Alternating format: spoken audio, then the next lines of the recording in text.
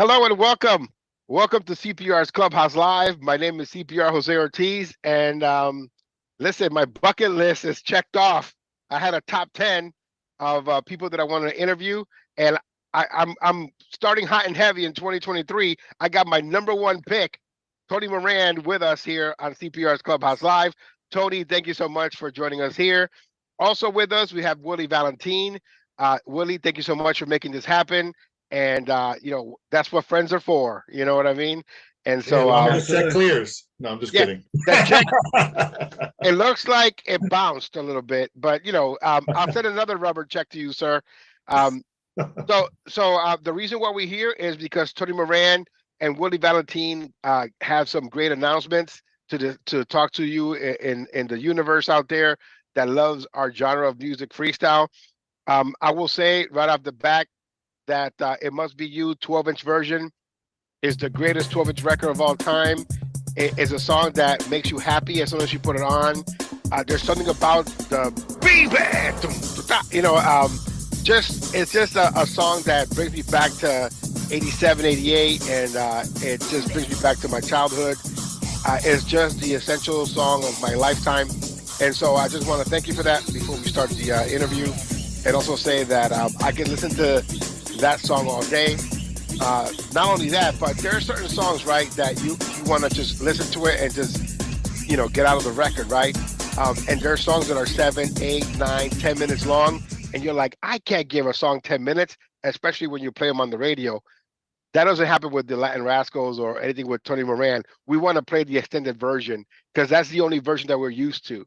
So just so you know, we never play the radio versions of anything that you produced in freestyle. So we always put the extended. Yeah, always the extended.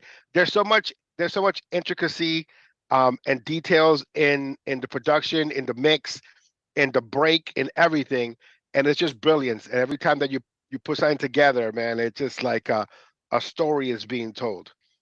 All right, and we have a continuing story with how we layered our creativity and our energy together, and we found it was so easy to find a common ground because we were both at the club envisioning it and imagining people on the dance floor, not just writing the song and writing the artist, but writing the rhythm. And sometimes when you got something good, you don't need to let it go that fast. And Absolutely. That is the art and design of an extended mix. Yeah. So let's talk about the history of Willie Valentin and Tony Moran. How do you guys know each other? So 1997, 87? Yeah, late 80s. Yeah. It's funny. I'm probably going to remember more because, to be honest, you know, I've always said he's like my idol, right? You know, When I started doing this music, I was into hip hop. And when I heard the Cover Girls show me at a club one day, I think it wasn't even the Cover Girls yet. It was the demo I heard. It was the demo. Yep. And that beat, I had to call my best friend and go, hey, we're doing this music. And, you know, just being able to grow up to this stuff, you know, simultaneously, because I got into it right away and I opened up for Tony a few times. Of course, I was 100 pounds ago. And La Mirage, you said La Mirage. La Mirage, for anybody who doesn't know, La Mirage is one of the legendary destinations where freestyle music or the art of it was being featured. And so it was really in Bronx that that people started to show their receptiveness to it. And, you know, we happened to be there at the same time, like, you know, being involved in it. Yeah. And what else do you remember, Willie, from that night? Well, I mean, I remember I was just telling him about the picture I still had from that night. You know, it felt good because I was trying to get where I wanted to be in the music industry, and getting to meet Tony was a big accomplishment for me, right? Because I'm opening up for someone I look up, you know, who I admire. And just really quickly, I remember I also did another show in Paterson, New Jersey, at a place called Father English Bingo Hall. It was Bettina, Tony, myself, and La Girls. LA Girls. Yeah. And that was the first time we had a real conversation. Mm-hmm. So yeah, you know, it goes way back, and I was, you know, it was great to come up and get to be involved in, you know, and doing shows with someone who, you know, who's done music that I admired. In 2022, you guys were set to collaborate together on a team up, right, and do a song together. and it didn't happen. What happened with that special project that you guys had set for that 2022 release? Well, I can answer that. So what it was is that at that time I was trying to plan a series of collaborations, and what happened, we were still going through the post-pandemic thing, and it was very difficult for either Willie or myself or the other artists that were involved to try to get a timeout to go and release the product, because we just couldn't get a release date together because of the situation where people buying music. But upon my first reaching out to Willie and trying to get to know him, I really knew that this is somebody whose energy that, without having to detail it, I felt connected by it. So it's not old school energy, it's not new school energy, it's just good people energy, on top of having a great respect for other people's musicality. And so even though that song didn't wind up getting finished yet, because now I'm in his house, you know what I'm saying? At the first opportunity of me working on something new, I immediately reached out to Willie, which is now fast forwarding into the present. I did ask for permission because, we all have these perceptions of each other. Right. So to me, Willie, again, the way he feels about me, I feel the same way. So I so respect the impression that he's leaving in the present in regard to taking something that was from a different time period and making it in present. That's what pop music, commercial music is all about. Right. And so I remember nervously texting K7 and saying, hey man, do you think it's okay if I call Willie Valentin and ask him about a project? And then K7 KL responds to me of course, silly, you know what I mean, and just send it, because I want something that I've created, having so much interest in it, to share it with someone that has the same feel about a musical genre and taste. At the same time, that doesn't mean that if he said, I'm not into it, I would have respected that just as much. Right. But fortunately, in my favor, and hopefully in our favor, that, wound up being something he was like, yo, let's get this done. Let's put an artistic touch on it.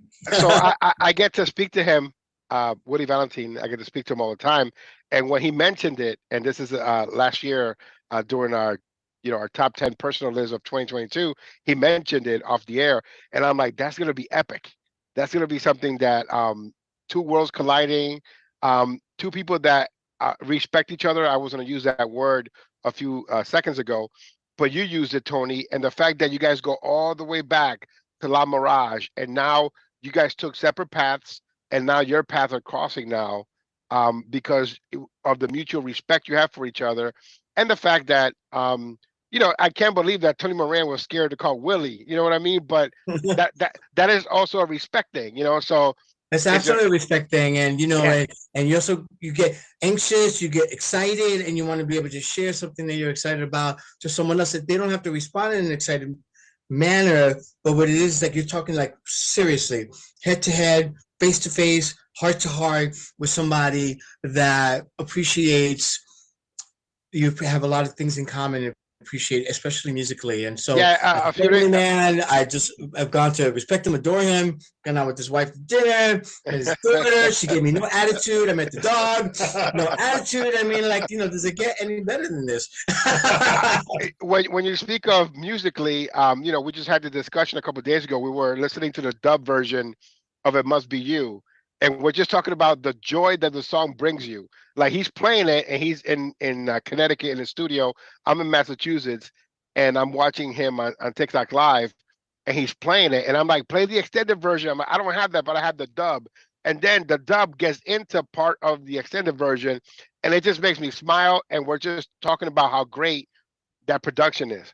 And so when you guys talk about musicality and respect, Willie is a student of the game, and of course he studied your beats. He studied your rhythms and your lyrics and all that stuff. So have I, and I guess that's where the connection all comes from. And I'm so glad that you are collaborating with each other, because I can't wait to hear what comes out of this collaboration, this team up. To get back to the team up. Oh, and by the way, Tony, thank you so much for wearing a shirt. I appreciate it. yeah, thank you. Actually, I borrowed it from Willie. I said, put it on quick. I had all this stuff in my bag. I was like, oh my God, there's no shirt in here. Yeah, and your luggage. I got a picture of it. It's all jeans. That's it. You know, and there's no shirt. It's all jeans. You know, you got a jacket, no shirt. That's how you came out of the airplane. I couldn't afford one back then. I just didn't have enough. No, it's just saved up now. I think I've got.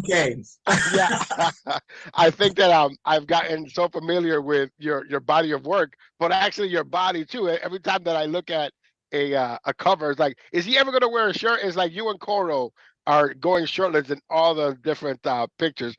I just thought it was hilarious that He's got better hair than I do, though. Yeah. I just think it's hilarious that you're wearing a shirt now. I'm like, that's not Tony Moran. Prove it, you know. Anyway, so so look, this collaboration that you are going to have now in 2023, what does it consist of? What's going to happen between Willie Valentin, Artistik Recordings, and Tony Moran? So just really quick, like I just want to give a little history on you know, even though it's not a long time ago, but I remember when Tony reached out, and I remember he said, I'm going to send the track now, right? And I'm like, driving, you know, I'm like, I'm risking my life. I'm gonna download this song now. Listen to the car. You know, so one thing I felt was I was excited because I never heard any record that he's worked on that I didn't like, and I was like, it's a different, because he told me it's not the same record we were working on. It's a different record. Like, okay, what is it gonna sound like? And I think I called him as soon as the song was done. Like, oh, I texted you. I'm like, love it. That was like right to it. Like I wanted the record. And not just for me, or not just for Artistik, but for the fans. Like, this is a record that we need for this genre of music, right? There are some quality records coming out, but you know, to have someone who's done these great records and still be able to do great records now, it's kind of like show everybody, hey, I know, you know, a lot of people are working on stuff, but this is what we have to. This is the quality. This is the type of record that we need to work on. I'm not saying copy it, but put in that work to get this kind of quality. So that's what excites me, that the Freestyle fans are gonna hear a gem of a record. Tony had to miss the beat. I even texted him and said, "You sound like you're 20 years old." He did text me that. I thought he was just being nice. It was like a Hallmark commercial, yeah. You know. But it was so genuine. I reached out to him, and I think all artists, like, you know, we want to have people like our stuff, and we're willing to work in the direction to do what we love and to have it overlap with what they love as well. And there's nothing better than to have like a true, you know, colleague, you know, listen to something and then also have like the strength to be able to have a Willie to Tony conversation when we're just talking about the song. Can this work for you? Are you feeling it? I didn't have to demonstrate my technique or my quality or hiccups during the vocal. And say, hey man, I wish I could have sung better. These are the tracks. Let me know what you want 100%. Like, you know, what do you call it when there's just no boundaries in between? Like basically being like 100% honest in either way. And then Willie was just like, okay, you know, he said he liked it. And I said, well, can I send it to you? And then I sent him everything that I had. And then as a great producer himself, he shared with me how he would like it broken down into how he can express his art into my art. And so I didn't have as much anxiety about singing it. I just felt so good about it. Let me take it from there, because the only way is up if I feel like I've done something good and I want to make it better. And, you know, and I've called upon a colleague that would look at things the same way and then open up my mind to what it is that we can do to make it better together. And so I think that is where we're at today. And I was very excited to see previously, you know, how Willie has, you know, remained committed to the releases that he has with any number of artists and to be in it. And that's a lot to swallow when, you know, when people are looking at you to kind of put them in the direction of something. And I was like, let me give you all this in my heart and what I'm feeling and us together, and then have a common goal. And it doesn't make it better than anybody else's stuff. It just means like, you know, we're in sync, like not the group. But I'm just saying. So let me ask you about the collaboration. So Willie will produce your record and you're going to sing it, or is it a team up where both of you will be on the same track? So this one here, Tony produced, they did everything on it. I just did some arrangement with Cliff Potts on one mix. We had Tim Schomer arrange his own extended mix as well. And then we have, there's a dub that it's almost done that I worked on. Like I started doing a remix. I'm like, this doesn't need a remix. Why do we need 2 freestyle mixes on a freestyle record? Absolutely. I said, let's, I know we talked a little bit about with the record, what kind of mixes should we have? And I know Tony had mentioned in past, like a dub mix would have been cool. I'm like, let me work on a dub, and I think it's going to be a great package for the freestyle fans. I know I was a DJ back in the day, and even when I was singing, but I would still collect music and try to DJ. When I'm not that great, but I like different mixes. I love dubs. I love drumapella or percapella, whatever was out there that was different from just the radio mix that you would hear. So I try to bring that back. And he did that to me. I'm sorry, but he did that to me like in this "It Must Be You" style. When he says, "Let me work on a dub," and in the other genres of music that I work on a dub in such it's a different angle. But like freestyle dubs to me, like working on dubs for "It Must Be You" or even like "Dance with Me" or whatever. I just cannot share how much fun I had putting that into it. And you actually heard those dub versions in the club back then. Yes. You hear people going back and forth and shooting in and out. And I think with freestyle records of today, I hear like DJ Whiteboy and all other DJs going in and dropping a Cynthia beat and putting another acapella over it. And I just love it. So and that's the art of DJing. I just got a mix today from Jesus the Juice Vasquez, who's the founder of our mainstay show here in New England, Clubhouse Dance Music. And he sent me a mix, and it sounds just like what he used to do back then when he was here in New England, putting mix tapes together.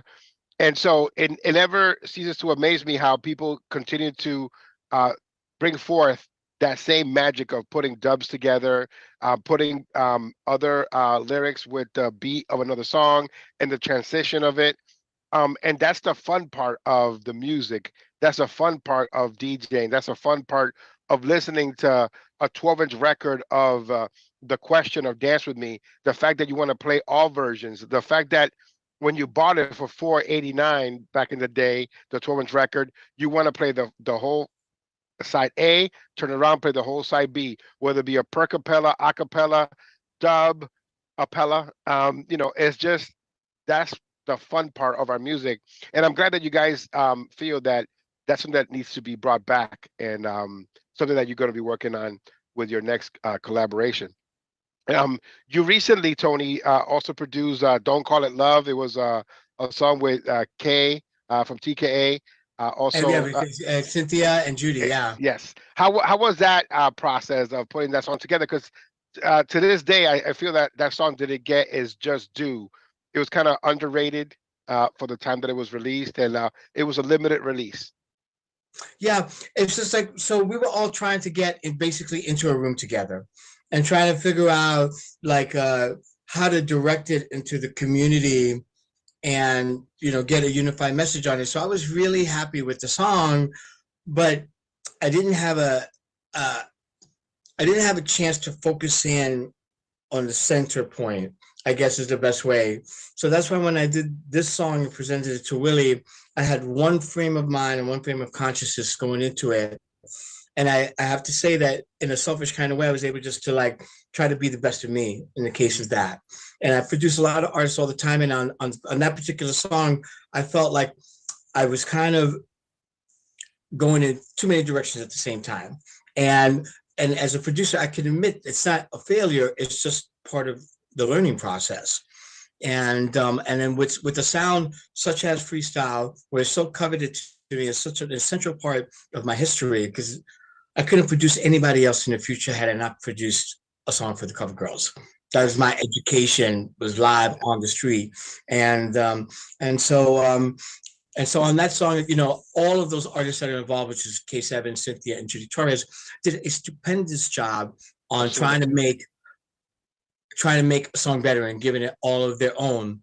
And then now reintroducing myself into this freestyle sound, the beats were in my face and the mic was in my face, and it's like I don't have to sell it to myself. I had to sell it to Willie. I had to wait until he was in his car, because you got to be in his car. It's like, you wouldn't want anything previewed any place else. that was the easiest sell, because I got to speak to him after the conversation, and we were two people on the phone just happy. I was happy because I get to play it on all my radio shows, all my podcasts, everything that I do. I get to play this record, and the fact that he was so excited about it. So I can't wait for it. What is the title of the song, if I may ask? It's called "It Wouldn't Hurt So Bad." Yes. And again, it just falls into like tapping into emotions that will take you somewhere.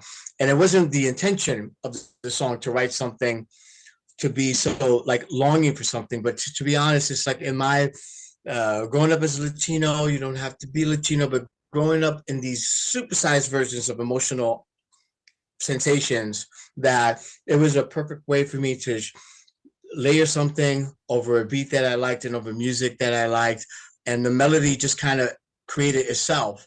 I just couldn't believe that, when you're singing as a singer on a song that happens to be in this moment in time, like Arabian Nights was, this is in a perfect range, or it must be a perfect range, the perfect beat with the perfect tempo, with the story that works for something that I could channel into. It's so special. You could record 20 albums, but it doesn't happen every song, no matter how good you are at what you're doing. And don't worry, I got every single song you've ever made. So you can record an album with 30 songs. I want them. As a matter of fact, one of my favorites, and it's on my top 3, is Life's Too Short. I think Life's Too Short is one of the greatest of all time. It has the best line I think I've ever heard. Go back to boys, you're not quite ready yet for men. I think that's one of the greatest lines in any song that I've ever heard ever. And speaking of songs, right, let's talk about Lover for a moment. Lover is one of those songs that you can't make in 2023. And it took a while for me to get all the lyrics of the song, but listening to it now in 2023, what was the thought process of coming up with that specific song? Because it's pretty racy. So Andy Panda wrote most of the lyrics to that song, and we were just coming out of this era where the beats that Carlos Barrios was making along with Seth Melendez, and also working on it with Corina and stuff like that. I was really channeling that feeling, and it's really Corina with her sexual implication storylines and everything, yes, like with Temptation and songs like that. That was like, guys can feel like that, know, and so, and the temptation is a part of life. It doesn't matter if it's wrong or right. And I'm just like, what? Like, this is like cutting edge, like talking about feelings that are not necessarily just meant to be about having your heart broken. And so that's when I was discussing this with Andy, and I was like, let's just go there. Let's be in front of the stage. What do you want to tell them? I'll be a lover. Who does it harder? You know what I mean? I was like, okay. But then it follows. What follows? Middle age, but but then what follows is get it ready, get it tight, let's get it wet. You know what I mean? And you're like, wow. That part. And so and then it starts off with, "Hey, little girl, you look so fine." So people already think wrong. You know what I mean? It doesn't. They don't go to it's a young woman. They think it's another type of song. I always compare it to Stevie B's Young Girl. Like, which one is more controversial? Because it was not politically incorrect at that time. Yes, to share your feelings, and I think Andy Panda is such a great songwriter in that he just got into like, what are we trying to express here, and then let's just try to go there, and then from there we could take it back a notch. But if you don't have, the great thing is doing something that you really like and trying to take it back a step if you need to. But in the case of that song, it's just go for it. It's just something that will get etched into your mind, and you could never forget that song. It's something that, if you have the 12-inch record or you have it somewhere, it's a collector's item. I remember the pinkish cover with the black lettering. I still have like 4 copies in my closet here in my 12-inch record collection. 4 more copies than I have. Yeah, listen, if you need one, if I find one real nice, I'll send it to you. Text You me. also recently, about 6 years ago, worked with Todd Terry with "Take It All the Way" on his compilations that he put out. I remember that the first version was like a dub version, right? It was like it just says "Let's take it all the way," and then after you added lyrics to it, and it was so good. The production was so good, Thank solid. you. It was amazing stuff. How was it working with Todd Terry putting this project together? Todd Terry's great, and so I think that Willie, Todd, myself, we almost met each other around the same time, like in the late '80s, and so Todd was working in some studios that I was working in, but Todd's way of expressing himself is so unique because he's a man of few words, Yes. and he's like, Tony, throw some stuff in there. Like there's some love in there. It's just the track. And so Todd Terry, so at that time, like the whole marketing campaign for Todd was like Todd is God. And so like this, Todd is God is calling me up and saying, hey, listen to this track, man. Just throw your asterisk point on it. You know what I mean? And I was just so that's what made me write a song that's called "Take It All the Way" because I'm realizing like I'm working with Todd is God, and he wasn't expecting me to do like a whole full song, and he was doing a tribute to freestyle sounds of him reminiscing, and that was one of the tracks that he sent me. And Todd has this amazing level of output, and he can like be in his zone. It could be house music, it could be all samples or whatever, and he just has a way of focusing on it. I was really happy to have the opportunity with him, but he knows I am very enthusiastic. I'm like, take it away. Hey, Lex, what do you think? What do you think? And he's like, There's a beat, about 16 bars that is repeated a few times in that song that is just hard hitting, bassy, just some of the best beats I've heard in a long time. It stays on you. It's one of my, not for nothing, but Todd Terry doing those two projects were really refreshing for our genre at the time. But also, it when I was playing it on the radio, it brought back some of the old schoolers back to listening to my radio show who stopped listening because I play a lot of new music. So it just brought some of the old schoolers back because of the beats and because it was new music with old beats and then a new modern twist to it, and it really worked. So I'm hoping that happens here again with this project, this team up with you, Willie Valentin, Artistik Recordings, Tony Moran, those because feelings are there, absolutely. Willie is the number one guy when it comes to new freestyle music.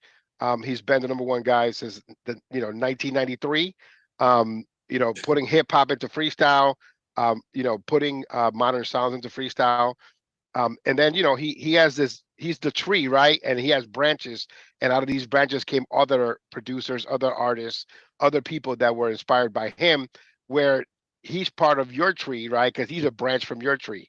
So it's this the evolution of our genre of music in quality form, and that's all I ever want in our genre is to have quality. So if you were able It's a cycle. It's a yeah, man, cycle. And you just pass it on, and then people remix it in their world.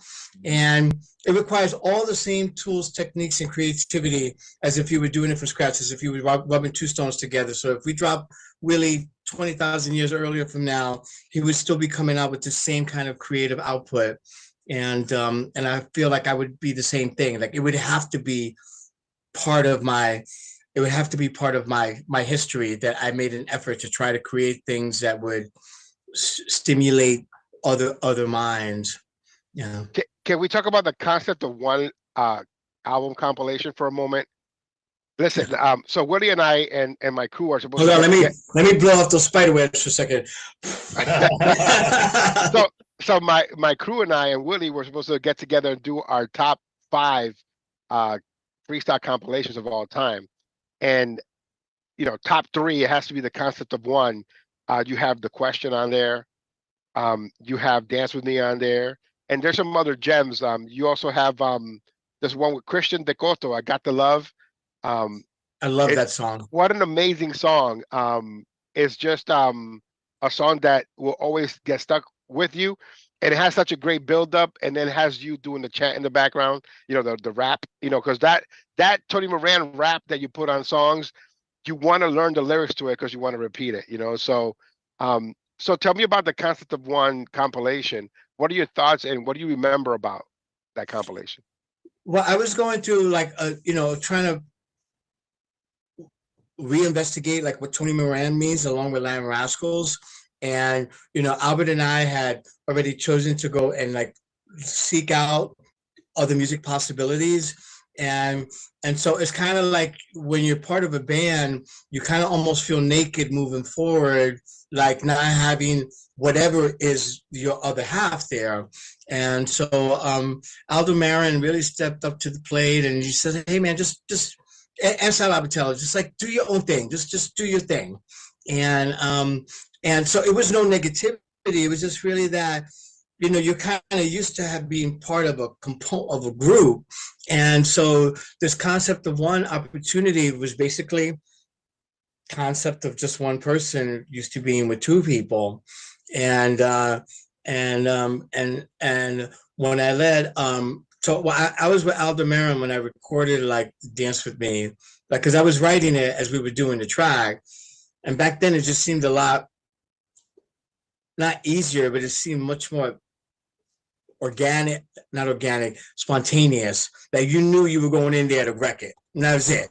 That was just the option, right? Either you bat 100 or just come back another day. And so along with the question, Aldo like wanted to go and proceed to go and do like a mini album project right at the same time. And it was just one of those things before texting that I could just call up Noel and be like, yo, do you want to come down and see what we could work on? And just pulling out pieces of paper and pens, and Noel has this really unique way of songwriting where things could just wind up being a little bit artistic.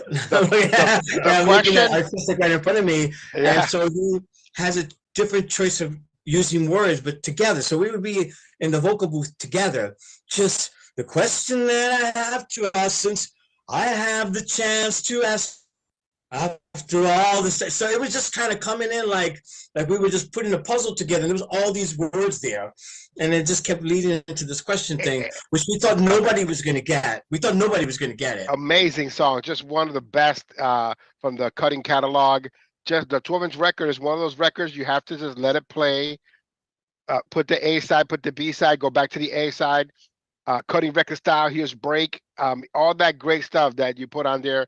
DJs love that record because you can go from one side to the other. If you don't have doubles of the concept of one album, 12-inch records, you're not a real DJ, right? I wish that I would have gotten Saving All My Love, because I put Saving All My Love on the same level as It Must Be You when it comes to the production of it. Because again, it just makes me happy when I listen to it. It's like, here we go again. And then just the beat comes on, and then Her Name Was Corazon and all that great stuff. I'm sorry, I'm a big fan.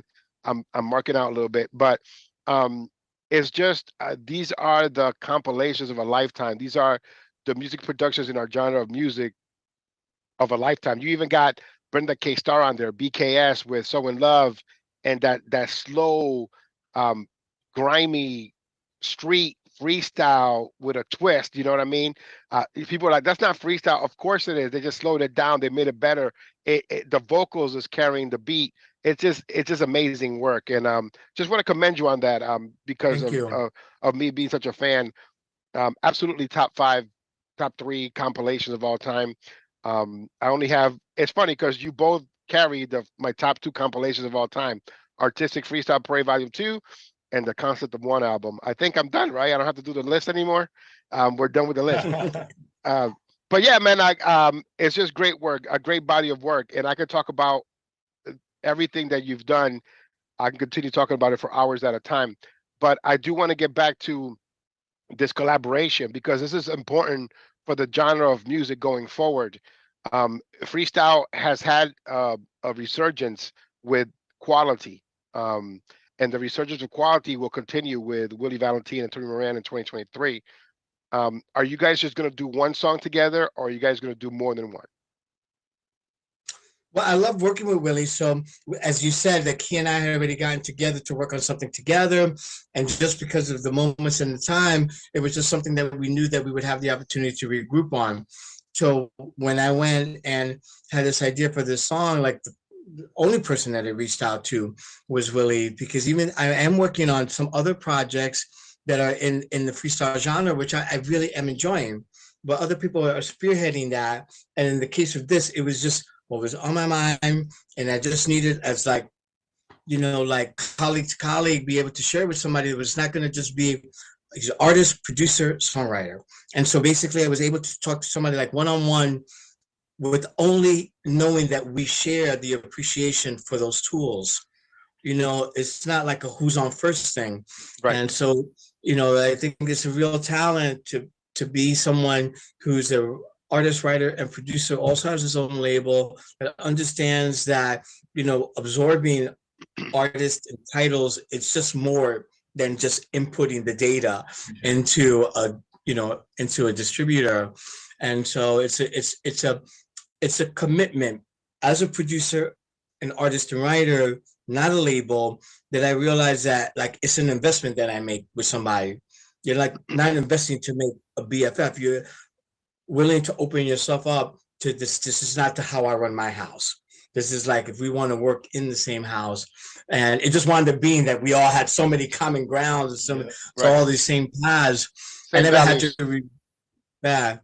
And when he let me hear back, when I sent him my rough mix, and then he shot back at me, this is like I honestly, I'm surprised I could even hear what you're saying right now. My ears are like not like, you know, still ringing from playing it so loud, like just the appreciation of the fullness of what a freestyle mix down should be about. Maybe when I first did Concept of One, I can't even remember how it was on Arabian Nights or It Must Be You, but I just remember Concept of One, like in the question, spending all this time on a kick drum, and spending time on a snare or a clap. Everything was important, as important as the vocal, because it's all one thing. And the evolution, you've been there for the entire evolution of the equipment that you use, right? Back in the day was reel to reels, and you know, it would be this huge machine that would cost thousands of dollars, and it only sampled for like 3 seconds. You know what I mean? Like, and now my theory, my approach to that, it's not what you got, it's what you do with it.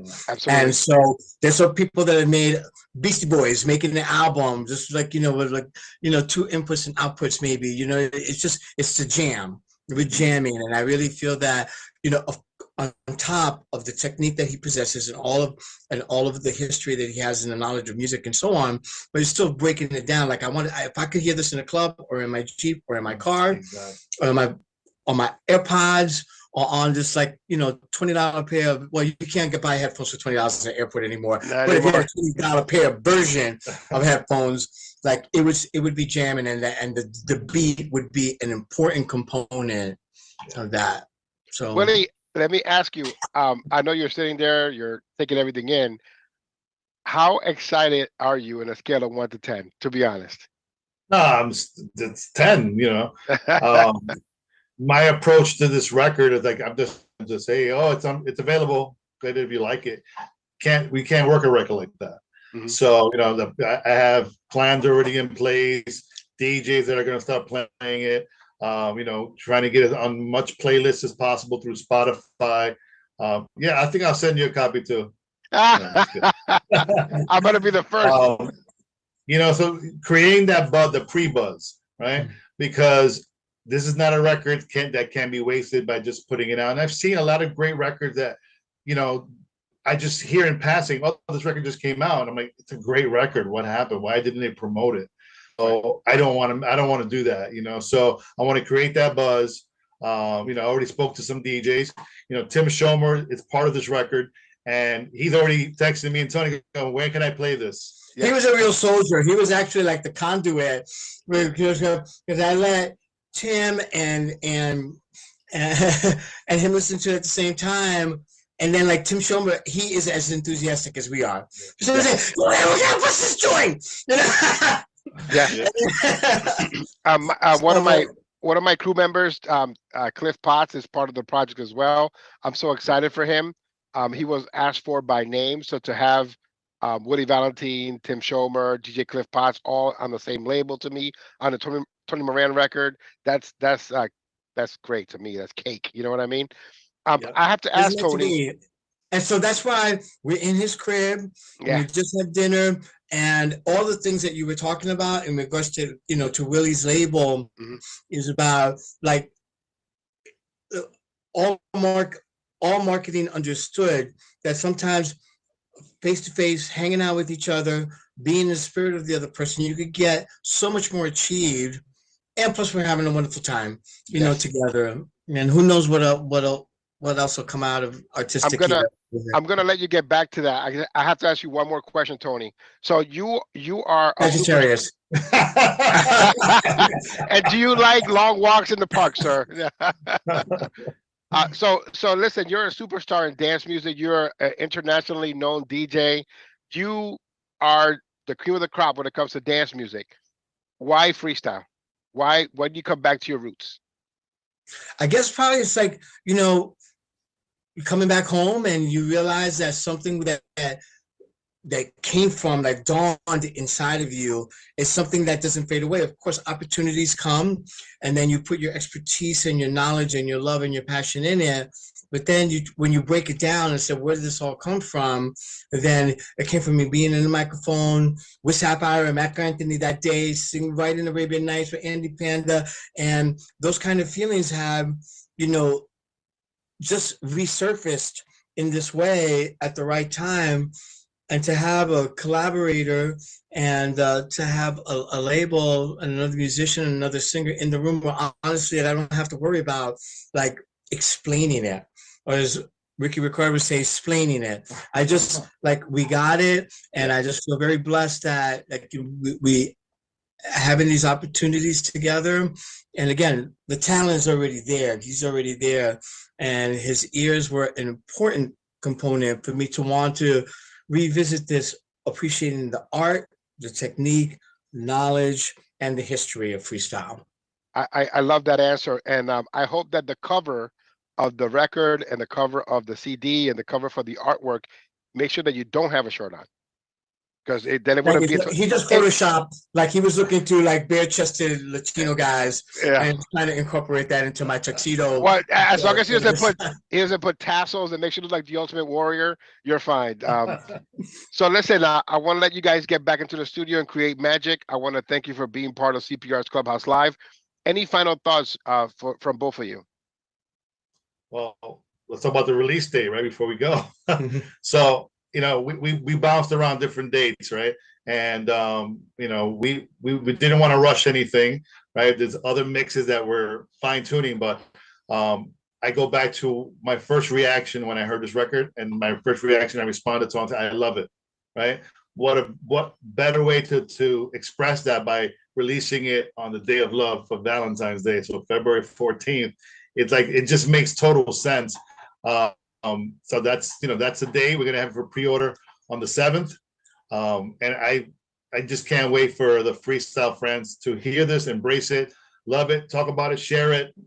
Along with the other freestyle artists that are here, still giving the love, still serving it to you, still performing out there to thousands of people with such elegance and grace and with such understanding for their audience. I can't wait to hear It Wouldn't Hurt So Bad. I can't wait to play it. I can't wait to pre-order it, because even if I get a promotional copy, I have to have one for myself. If there's mugs, if there's a shirt, if there's a 12-inch record, I want all of it, because this is history. So I want to thank you both for being part of CPR's Clubhouse Live. Tony, any last words? Thank you. Well, I'm excited for the future, and it's just now that I can put the history and the present and the future all together, regardless of what genre of music, my energy towards things that I love remains the same. So he says that, when he's listening to my vocal, I'm just blushing, because he said, you sound like you're 20 years old, but I feel like I'm 20 years old, just being involved in this process and sharing with another producer, artist, label that understands the level of our enthusiasm and dedication toward the craft. Like I said, many quality records out there right now that people who are not just applying their care, but they're applying their knowledge of knowing how to get it right, your version of that. You know what I mean? And that's where creativity comes in. Yeah. Well, I want to thank you for being part of our show, and I also want to thank you for creating the quality, for creating the template for quality.